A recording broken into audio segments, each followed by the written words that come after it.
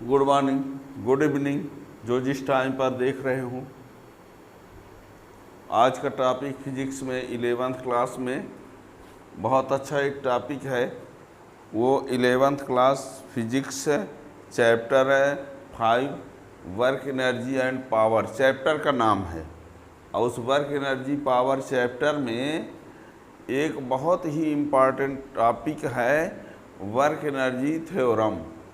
और work energy theorem हर exam के लिए, चाहे वो कोई स्टेट बोर्ड हो चाहे CBSE बोर्ड हो, है ना, कंपटीशन में भी उससे क्वेश्चन बनते हैं, पर बोर्ड एग्ज़ाम के लिए तो बहुत ज़रूरी है। ठीक है ना।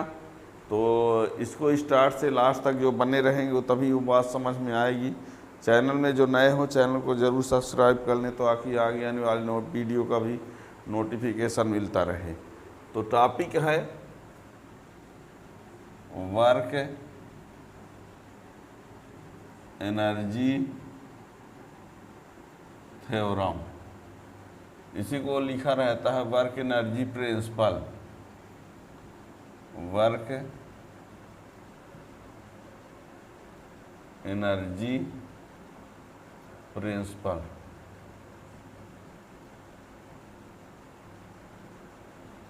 वर्क एनर्जी प्रिंसिपल, ठीक है ना। इसको जानने के लिए थोड़ा सा आप लोगों को ये बता दें। इसको जानने के लिए सबसे पहले, वैसे तो आप इसके पहले तक आप स्टार्ट से पढ़ेंगे, है ना, प्लेलिस्ट में जाके वर्क क्या टाइप, ये सब कुछ तो और समझ में आएगा। इसके पहले सब कुछ है, फिर भी बता देते हैं। वर्क इक्वल टू होता है force into displacement. Work equal to होता है force into displacement.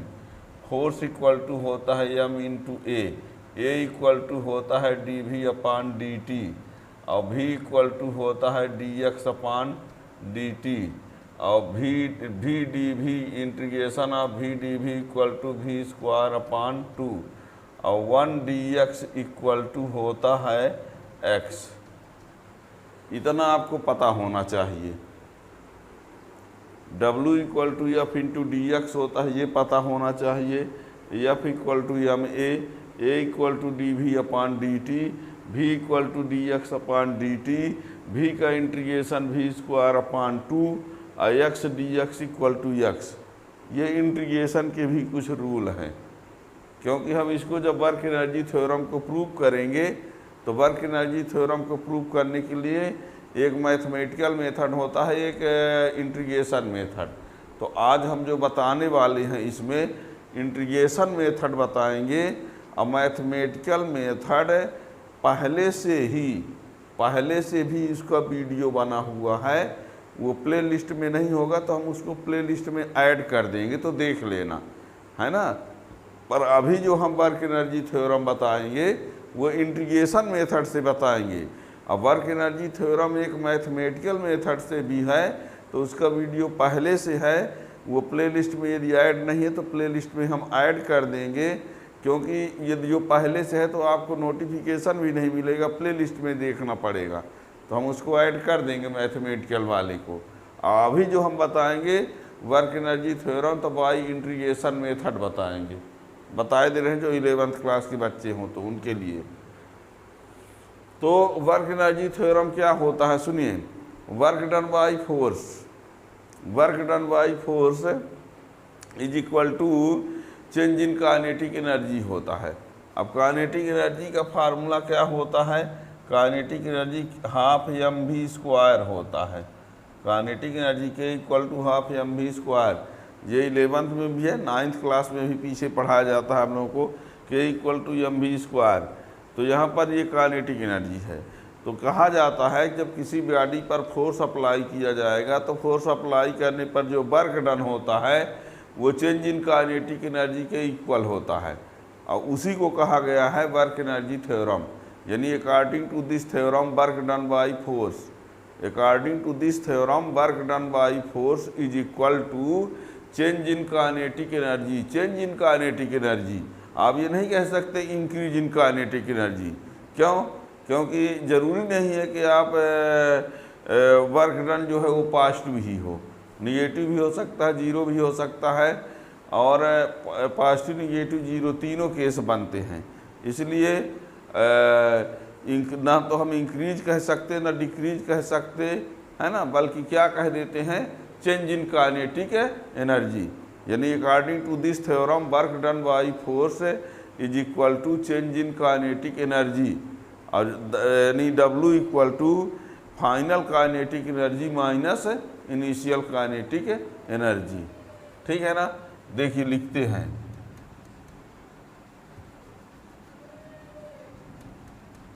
According to this theorem work done by, according to this theorem work done by force is equal to change in kinetic energy. According to this theorem work done by force is equal to change in kinetic energy, that is W equal to KF minus KI। KF means final kinetic energy minus initial, W equal to half mv square minus half mu square. ठीक है। इसी को आप चाहो तो ऐसा भी कर सकते थे, इस प्रकार ऐसा भी चलेगा। ठीक है ना। ये इसी को कोई चाहे तो W equal to half mv f square minus half mvi square, यानी हमें जिसको भी कोई फाइनल वेलोसिटी बोलते हैं तो फाइनल वेलोसिटी को vf लिख दे, और जिसको हम इनिशियल वेलोसिटी u लिखते हैं कोई चाहे तो vi लिख दे। ठीक है ना। तो ये स्टेटमेंट है, work done by force is equal to change in kinetic energy. अब और जोड़ेंगे कुछ वर्ड और, तो work done by force applied on any body, work done by force applied on any body is equal to change in kinetic energy, ऐसा भी हो सकता है। अब ऐसे मेन इस तरह से तो बात कन्फर्म हो ही जाती है कि work done by force is equal to change in kinetic energy, W equal to KF, यहाँ KF माइनस है, सॉरी KF माइनस KI। ठीक है ना। KF minus KI, final kinetic energy minus initial, final minus initial, final minus initial. ठीक है ना। और इसको हम प्रूव करेंगे, तो अभी जो हम फिलहाल प्रूव करेंगे तो इंटीग्रेशन मेथड से प्रूव करते हैं। देखिए इसका प्रूफ देखिए, स्टेटमेंट हो गया, प्रूफ।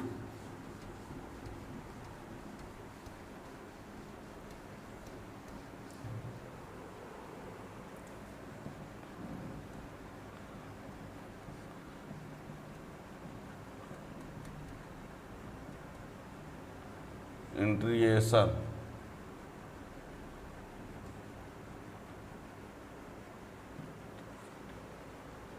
इंटीग्रेशन मेथड से प्रूव करते हैं। ठीक है ना। तो इसमें हम क्या करते हैं देखना, एक बार हम यहाँ पर बातों बातों में समझा देते हैं, फिर लिखेंगे। आप लोगों के लिए ये सब कर रहे हैं। हमने कहा कि मान लो एक बॉडी है जिसका मास m है, एक कोई बॉडी है इसका मास क्या है, initial velocity u, force apply किया F, final velocity v, force की डायरेक्शन में डिस्प्लेसमेंट dx। क्या कहा, मानकर चलते हैं कोई बॉडी है या मास की है, वेलोसिटी u से मूव कर रही है, फोर्स F अप्लाई किया, वेलोसिटी कितना हो गया, v हो गया, और displacement along the direction of force dx। तो then work done by force F equal to work done by force dW equal to हो जाएगा F इंटू dx। F के बदले क्या लिख देंगे, ma, तो ma dx, a के बदले क्या लिख देंगे, dv अपान dt, और यहाँ पर ये dx।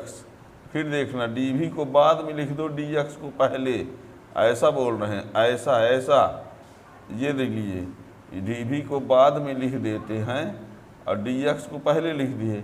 अब dx अपान dt से क्या बन जाएगा, v बन जाएगा। ये लीजिए यहाँ तक पहुँच गए। क्या कहा हमने, dw equal to force into displacement, कोई दिक्कत नहीं।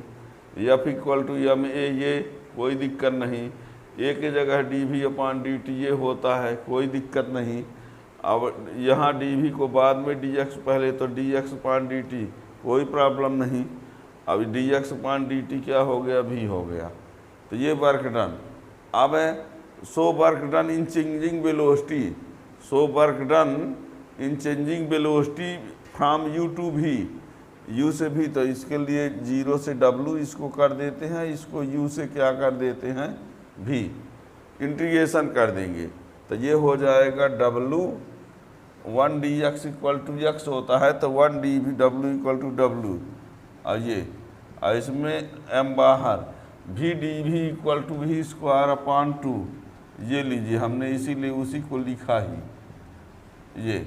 अब यहाँ पर ये w माइनस 0 और ये m, और यहाँ अपर लिमिट एक बार लिखेंगे और एक बार लोअर लिमिट, ये upper limit minus lower limit, एक बार यहाँ इसको लिखा जाता फिर माइनस कर को यहीं पर इसको, तो ये तो एम भी स्क्वायर अपान 2 और एम यू स्क्वायर अपान 2, ये हो गया हाफ एम भी स्क्वायर और half M U square.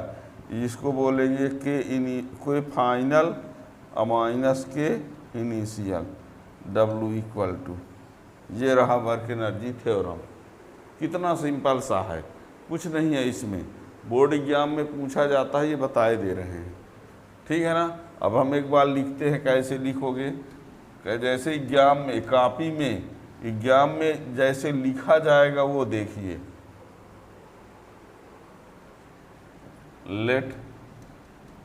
Late a body of mass m is moving with velocity u when a force F is applied on body due to which its velocity becomes v and displacement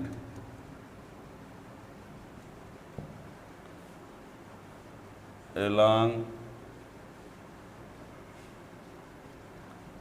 direction of force is dx। क्या क्या कहा, फिर से देखो। Let a body of mass m is moving with velocity u when a force F is applied on body due to which its velocity becomes v and displacement along direction of force is dx। ठीक है ना। Then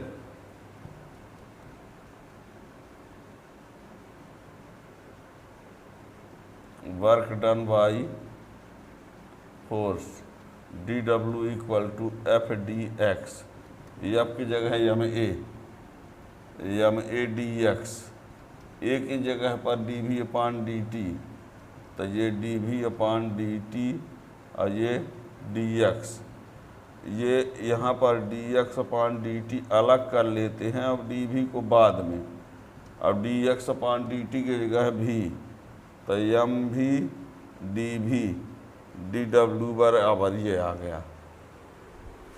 अब हमें वो work done लाएंगे जो velocity में you से भी तक चेंजिंग करेगा, यू से भी तक वेलोसिटी में चेंजिंग करने का work done.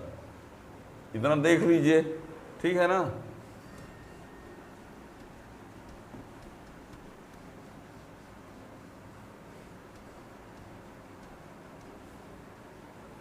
So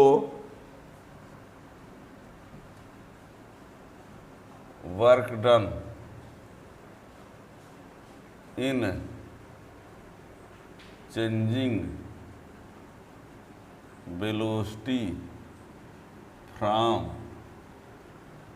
u to v। तो ये 0 से w dw equal to u से v mv dv।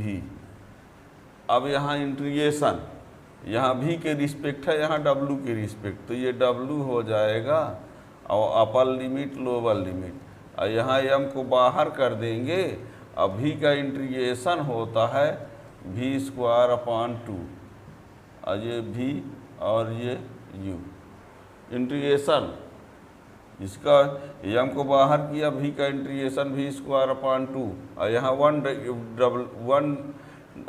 का integration w, upper limit minus lower, तो w माइनस 0 m, यहाँ पर v स्क्वायर अपॉन 2 और u square upon 2, upper limit एक बार लोअर लिमिट, तो w equal to M V square upon 2 और एम यू स्क्वायर अपॉन 2। इसी को और अच्छे से लिखोगे तो half M V square minus half M U square, this is भी।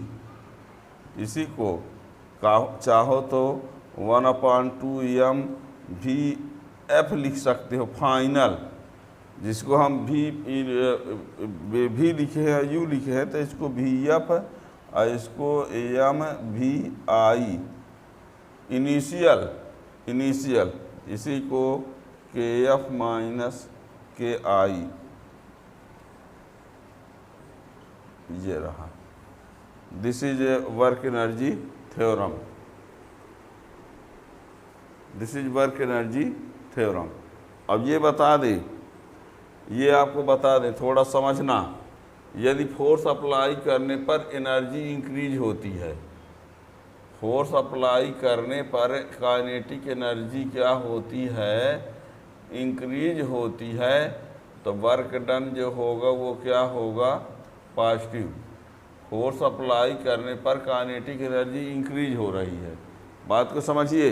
ये फोर्स, यदि हम फोर्स अप्लाई कर रहे हैं, अब काइनेटिक एनर्जी इंक्रीज हो रही है, that means work done by force is positive. और यदि हम फोर्स अप्लाई कर रहे हैं, काइनेटिक एनर्जी डिक्रीज हो रही है, तो वर्क डन क्या होगा, निगेटिव।